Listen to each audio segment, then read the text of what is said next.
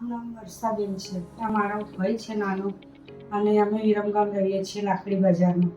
અને અમારા મકાન પણ પડી ગયા હતા, અને અઠવાડિયા 10 દિવસ પછી મારા ભાઈને આંખમાં મોતિયો પાકી ગયો. અને વિરમગામમાં ડૉક્ટર પાસે ગયા. અમે એમને કીધું કે અમને તાત્કાલિક અમદાવાદ લઈ જાઓ, નકર એની આંખમાં મોતિયો ફાટી જશે. પછી અમે પૈસા નહોતા એ માટે સિવિલ હોસ્પિટલમાં ગયા. અને સિવિલમાં ગયા ને ત્યાં ડૉક્ટરોએ બહુ તપાસ કરી. આખો દિવસ અમે ફર્યા. પછી છેલ્લે કંઈ જવાબ આપ્યું નહીં. એમ કીધું કે તમે હવે આવતા શુક્રવારે આવજો અઠવાડિયા પછી. પછી અમે ભુલાભાઈ રાણા સાહેબના દવાખાને ગયા. પછી એમને અહીંયા એડ્રેસ આપ્યું અમને. પછી અમે અહીંયા દવા લેવા આવ્યા. ત્યાં એમને વાત કરી, સાહેબ કે આ ઓપરેશનનું તો લાખ રૂપિયા થશે. સાહેબ અમે ગરીબ લોકો છીએ, અમારી જોડે પૈસા નથી. અને એમના મમ્મી હમણાં ઓફ થઈ ગયા, એમને કોઈ છે નહીં બીજું. માટે કંઈ સાહેબ કે તમે કોઈ ચિંતા ટેન્શન કરશો નહીં, ગભરાશો નહીં.